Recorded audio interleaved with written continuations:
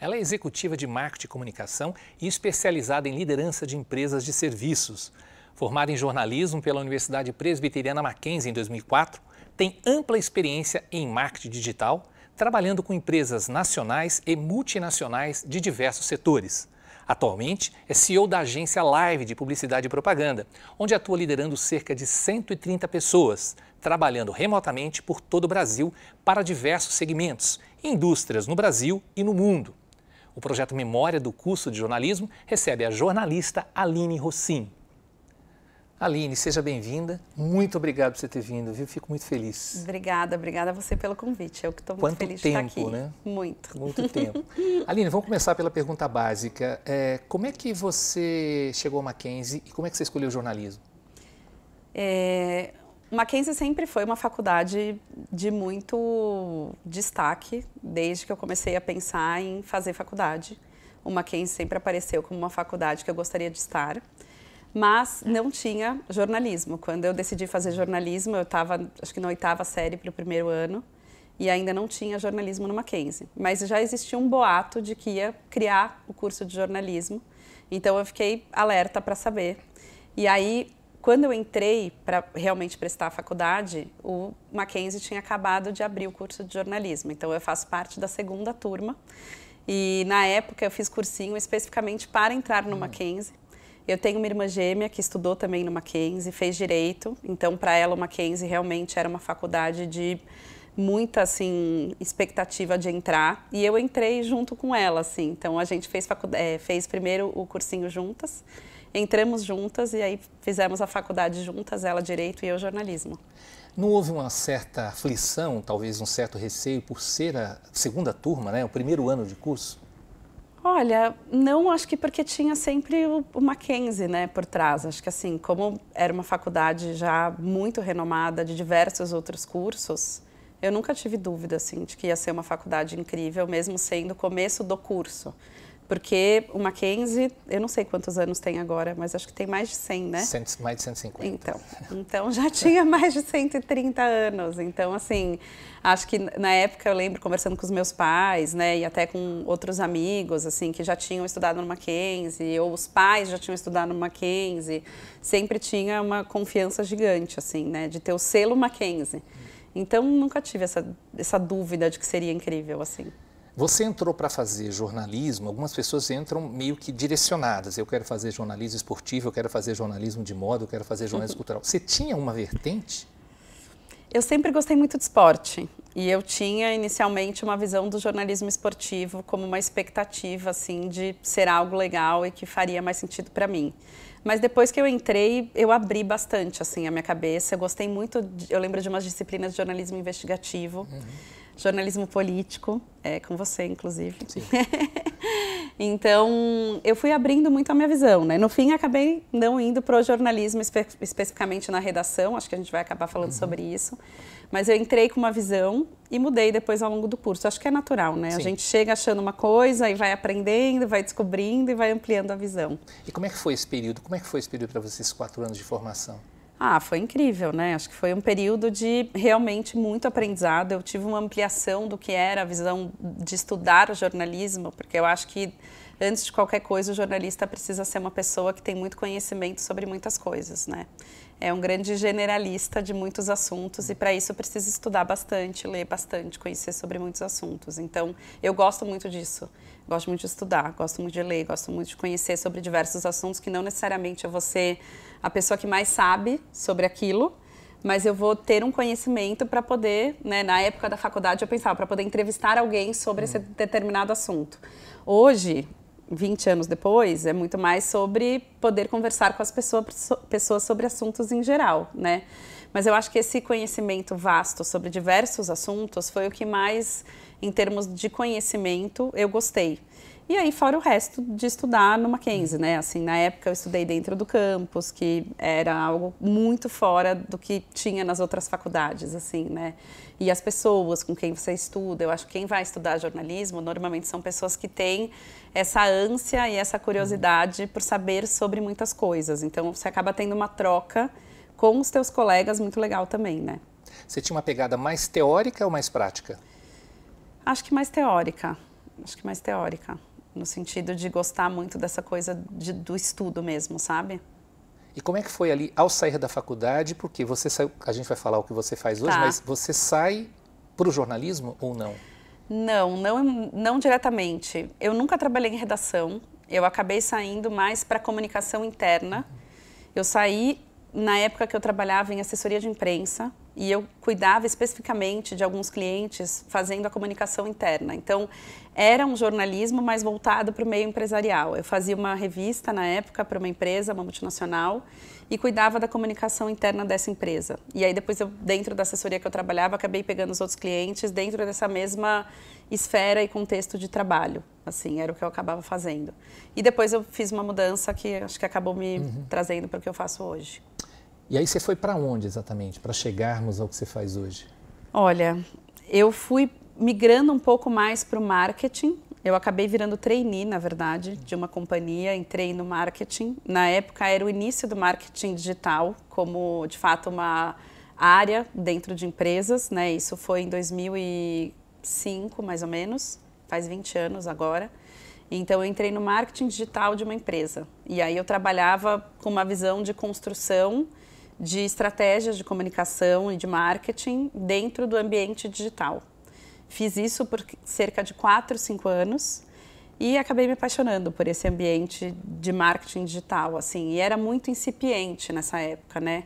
Muito diferente do que tem hoje, não existiam redes sociais, então era muito mais o marketing digital no comecinho dele, que a gente tinha sites, basicamente, né? A gente construía sites e plataformas para as pessoas relacionarem, mas ainda de um jeito muito embrionário.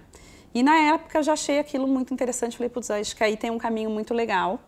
E aí eu fiquei 4 ou 5 anos trabalhando com isso e acabei migrando para a área de agências de publicidade digital. Então eu estou nesse mercado faz 16 anos agora. Eu nem vou falar do jornalismo, que o jornalismo mudou nesses 20 anos, mudou demais, mas falando geral da comunicação. Você citou uma coisa, né, se eu explicar para um jovem hoje, não tinha rede social, como assim não tinha rede social? Como vocês se comunicavam? E não tinha uma figura chamada influenciador. Não. O que essa pessoa hoje, qual a importância dela para a comunicação? Nem vamos falar do jornalismo, para a comunicação. É bom? É ruim? Não, essa pergunta dá uma tese, hein? De mestrado e doutorado. Vou dar a minha perspectiva hoje, né? Hoje eu trabalho bastante com influenciadores, assim, e eu acho que tem muitos vieses e pilares diferentes que você pode colocar o que são influenciadores. Eu vou falar sobre o pilar de pessoas que hoje são remuneradas com uma verba publicitária para falar sobre um determinado assunto, né?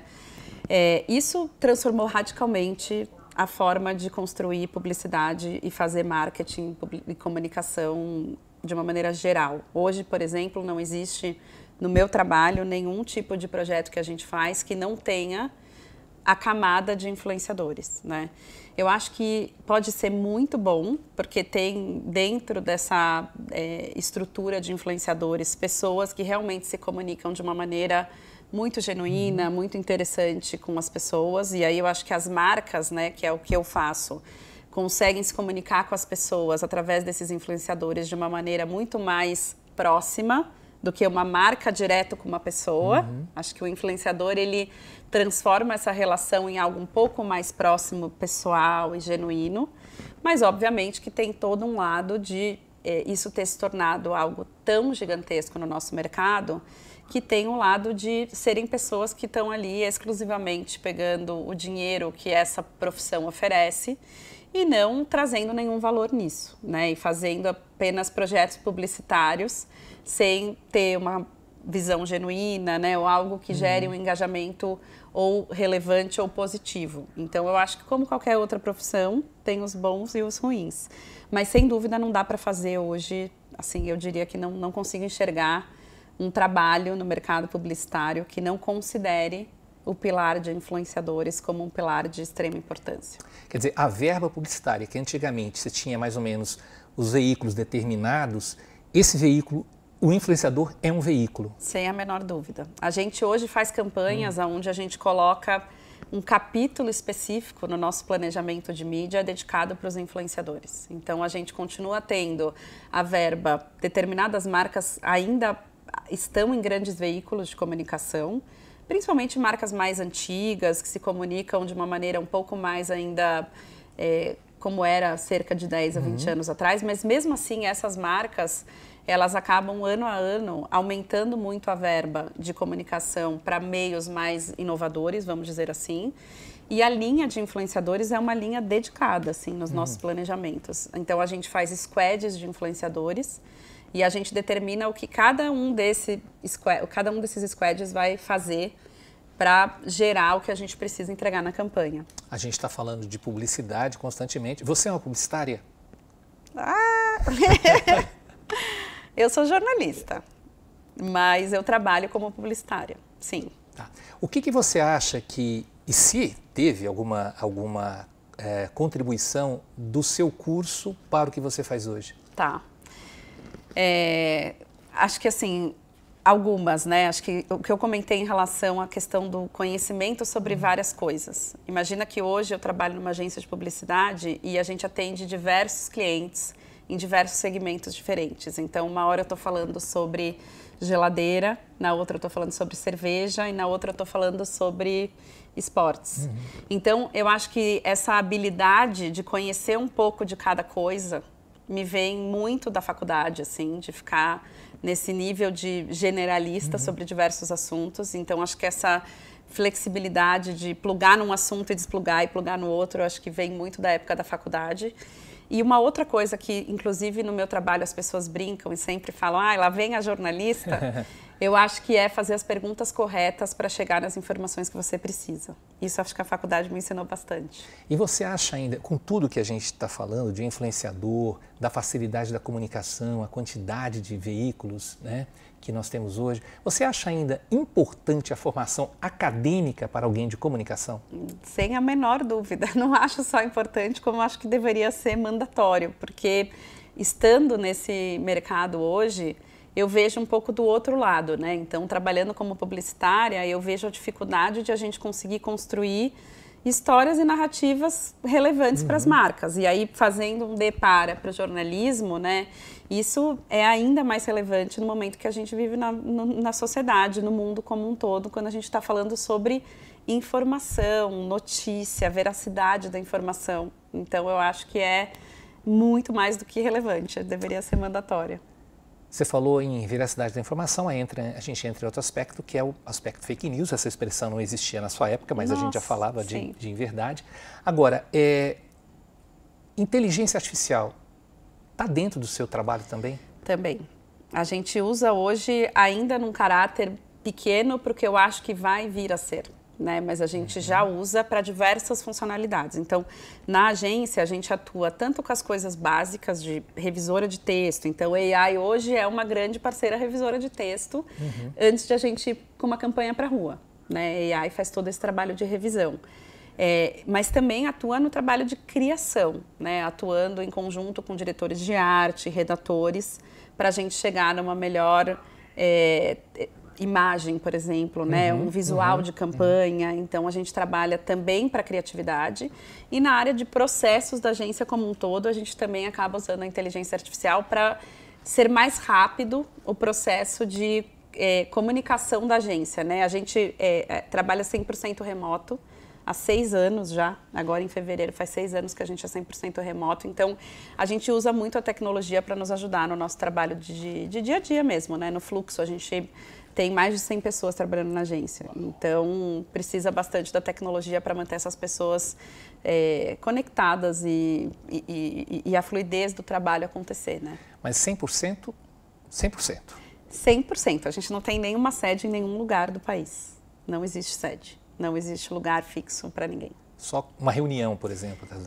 100% remoto, sempre. A gente fez uma vez um grande encontro, que aí a gente trouxe 100% das pessoas para a cidade de São Paulo por 4 dias. E aí a gente fechou a agência por 2 dias, pegou um final de semana e todo mundo se reuniu.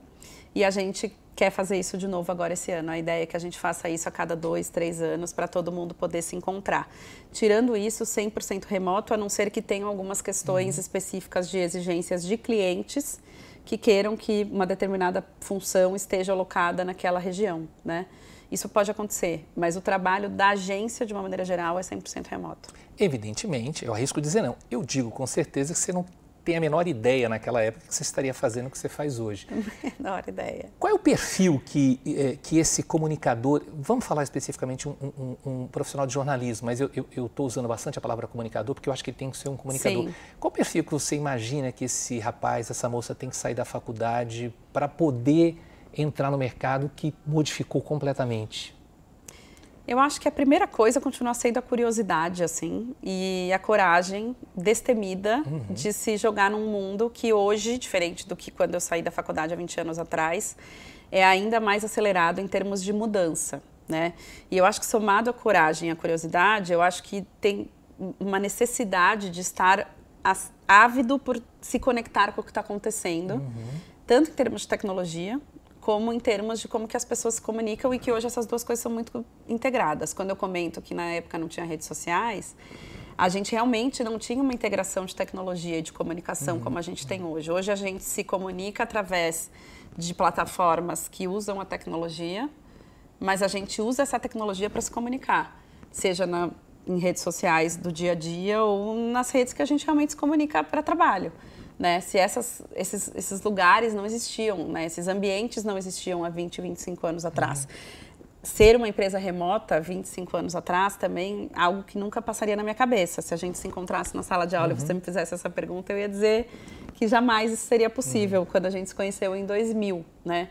Mas eu acho que tem isso, a curiosidade, a coragem, essa vontade de se conectar com o novo.